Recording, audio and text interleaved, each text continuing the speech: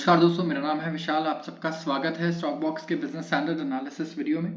अगर आपको business newspapers पढ़ना पसंद है, आप इंटरेस्टेड हैं फाइनेंशियल न्यूज़, बिजनेस न्यूज़ में, तो आप इस चैनल को भी सब्सक्राइब कर सकते हैं, क्योंकि यहाँ पे हम ऐसे वीडियोस रोज लेकर आते हैं जहाँ पे हम डिस्कस करेंगे बिजनेस न्यूज़पेपर्स के कुछ बढ़िया articles and will try to bring as many articles, but we have to see कि क्या उनकी क्वालिटी अच्छी है, क्या उसमें जो डेटा कोटेड है क्या वो अच्छे, ऐसा तो नहीं है कि बस एनोनिमस सोर्सेज से किसी डेटा को कोट करके वो आर्टिकल लिख दिया गया है। तो will try to bring up articles जहाँ पे सब्सटैंशियली गुड हमें डेटा दिख रहा है and you can learn from those articles and you can take investment decisions, या लोन से रिलेटेड आपकी चीज़ें हैं, जॉब से रिलेटेड चीज़ें हैं, इकोनॉमी से रिलेटेड चीज़ें, आप सारी चीज़ें यहाँ पे देख पाएंगे। शुरुआत करते हैं सबसे पहले आर्टिकल से। E car sales in India में जंप अप टू 40% इन 2024।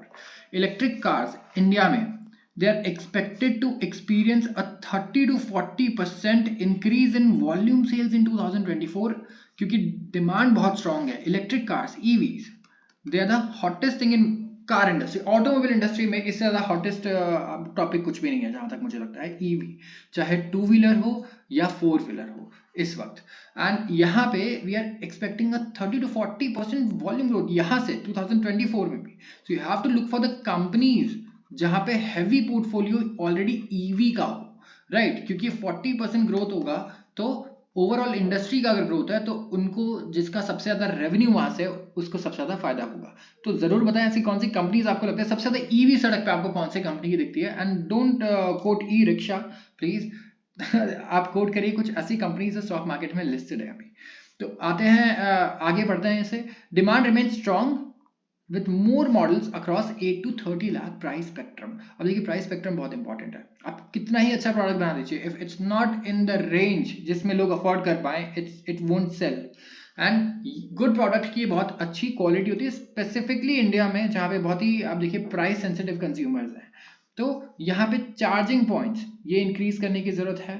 ये कहना है शैलेश चंद्रा जी का, जो कि मैनेजिंग डायरेक्टर है passenger vehicle and electric vehicle division of Tata Motors, right? So if he is saying this then it's credible. And Chandra, after unveiling the company's first EV exclusive showroom in Gurgaon, अब इन्होंने EV exclusive showroom खोल दिया टाटा ने गुड़गांव में, right? तो आप सोचिए कि कितनी डिमांड होगी इसके लिए। एंड इन्होंने रिपोर्टर्स को कहा कि जो डोमेस्टिक सेल्स हैं अभी इलेक्ट्रिक कार्स के इंडिया में, ये 90,000 to 95,000 यूनिट्स हो जाएंगे 2023 में, marking a growth about 90 to 100%। तो फॉर इन्वेस्टमेंट, अगर अभी किसी ने ऑलरेडी ईवी सेक्टर में इन्वेस्ट किया हुआ था पिछले 2 साल से, तो यू विल नो कि कितना अच्छा अभी उनका पोर्टफोलियो होगा। वैसे ही स्टॉक बॉक्स ने भी 1 साल पहले लॉन्च किया था एक स्टॉक बास्केट, हमने एक स्टॉक बास्केट लॉन्च किया था, और इसमें बेसिकली हम सिर्फ ईवी स्टॉक्स, ईवी से रिलेटेड या पोल्यूशन, ग्रीन एनर्जी, हमारा फोकस ये था। इसका नाम है पोल्यूशन फ्री इंडिया, ठीक है? तो पोल्यूशन फ्री इंडिया के लिए आगे जो जो कंपनीज काम कर रही है हम सिर्फ उन्हें रखते थे, और इसका भी रिटर्न कुछ इसी तरीके से रहा है, बहुत ही बढ़िया, आई थिंक अबव 50% रहा है पिछले 1 साल में। So you can check it out on our application.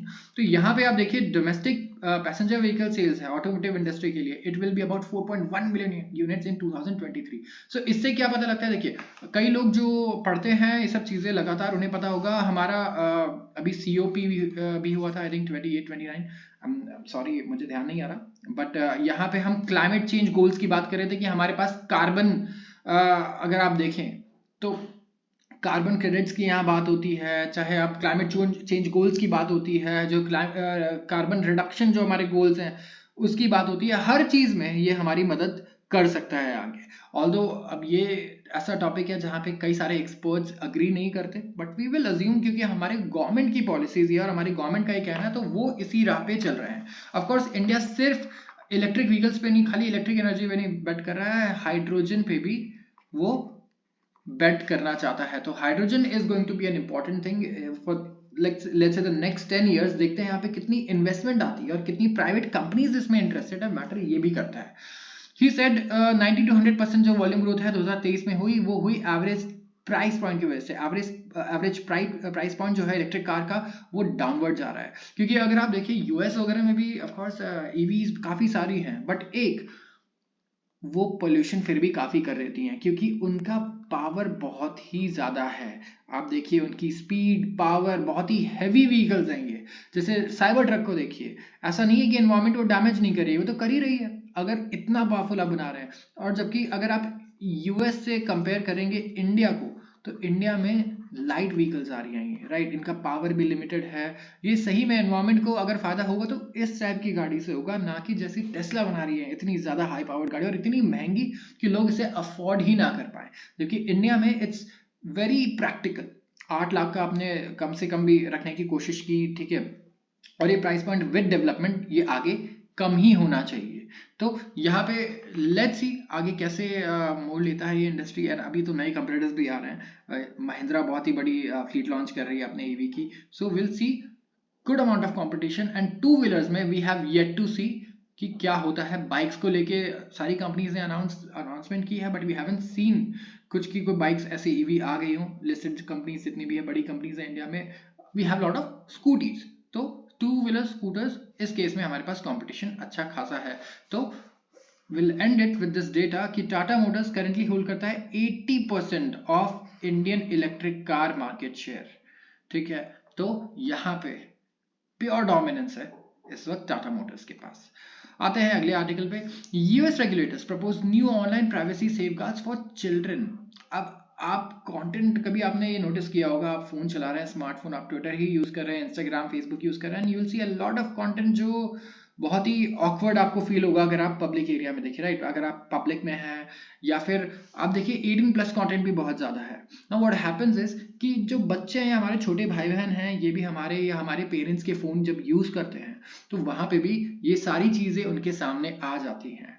And मैं बात कर रहा हूँ 5 साल, 6 साल, 7 साल के बच्चे जो फोन से और ज्यादा उनको लगाव होता है। Phone is a really good toy for them, right.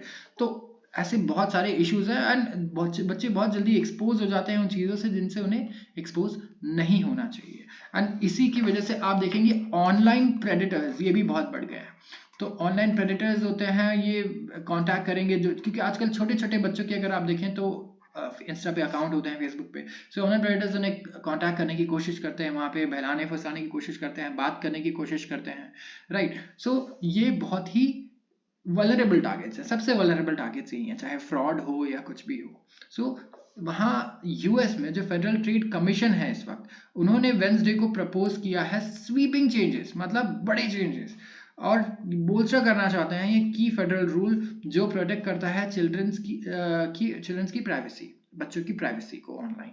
And यहाँ पे इसे कहा जा रहा है one of the most significant attempts. And ये इंपॉर्टेंट क्यों है, हम क्यों डिस्कस कर रहे हैं कि यूएस लॉ मेकर्स ये कर रहे हैं, क्योंकि देखिए यूएस और यूरोप जब ऐसे लॉज लाते हैं तो पूरी दुनिया इसे देखती है, एंड फिर ये दुनिया भी उनसे जैसे हमारा कॉन्स्टिट्यूशन बना, हमने पूरी दुनिया के सारे लॉज को देखा, कॉन्स्टिट्यूशन को देखा, और फिर बनाया हमने अपना कॉन्स्टिट्यूशन। तो यूरोपियन कमीशन, यूरोपियन यूनियन और यूएस जब ऐसे रूल्स बनाते हैं तो यही बेंचमार्क बनते हैं आगे दूसरी कंट्रीज में भी रूल बनने के लिए, और बहुत ही सिमिलर होते हैं। तो यहाँ पे मे बी हम उनसे कुछ सीख सकते हैं या कुछ अच्छी चीजें नोट कर सकते हैं। और यहाँ पे आप देखिए the changes are intended to fortify the rules underlying the children's online privacy protection act of 1998।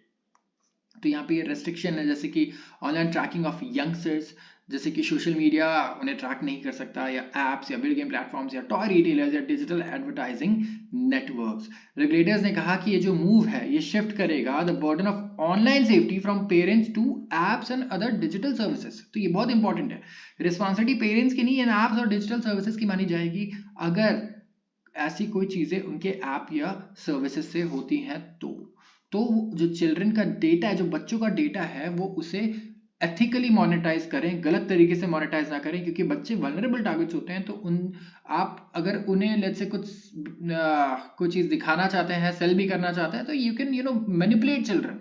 अगर उनका डेटा है आपके पास, it's very easy to manipulate बच्चों को। सो इस चीज से बचाने के लिए यूएस ने सोचा कि हमें इस टाइप के प्रपोज चेंजेस की जरूरत है, and it will require certain online services to turn off targeted advertising by default for children under 13। Targeted advertising भी नहीं होनी चाहिए।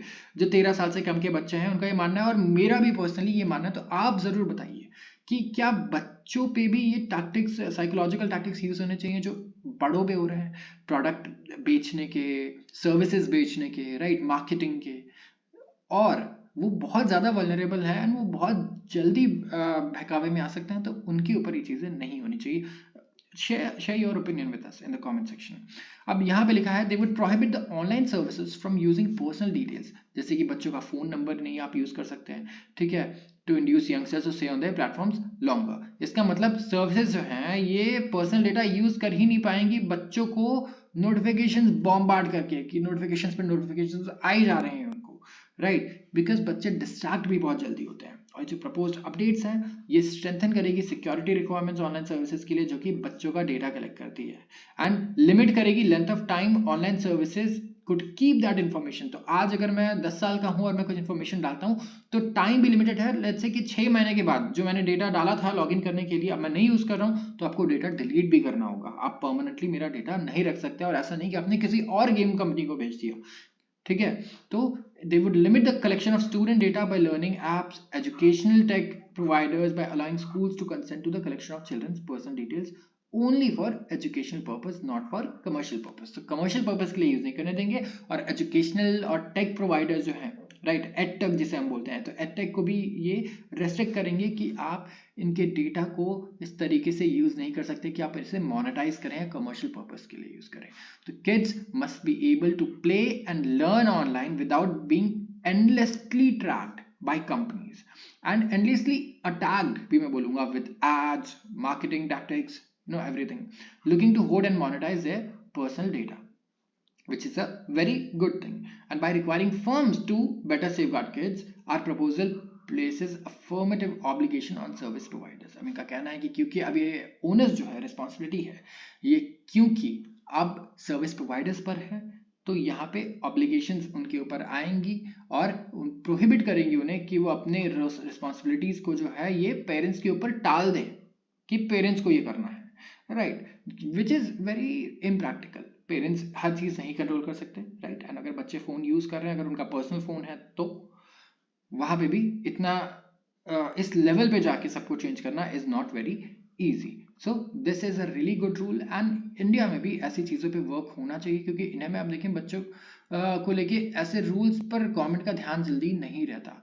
एंड क्योंकि अब हर चीज ऑनलाइन हो गई है, कोविड में बच्चों ने, आई रिमेंबर बच्चों ने फोन पे ही ऑनलाइन क्लासेस भी ली हैं, कई बच्चों ने जिनके पास लैपटॉप नहीं थे। So it's very important, right, कि इस वक्त ऐसे रूल्स आए कि बच्चे अगर फोन यूज कर रहे हैं तो उनके फोन में अगर आप सिलेक्ट कर रहे हो कि दिस इज फॉर अंडर 13 और under 18, there should be different ecosystem, different types of ads जो उन्हें दिखें, different type of content जो Instagram उन्हें target करे।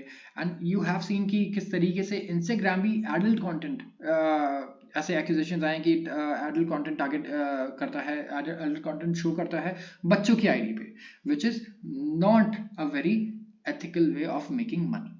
So we have to have this kind of law in our country as well। So let me know if somebody is from this field, they'll have even deeper knowledge than I have, right? So do let me know what can we do about such things and how can we make such changes in our country। So thank you so much for today, and अगर आपको video पसंद आई हो तो जरूर इसे subscribe कर लीजिएगा and video को लाइक करना बिल्कुल मत भूलिएगा। धन्यवाद।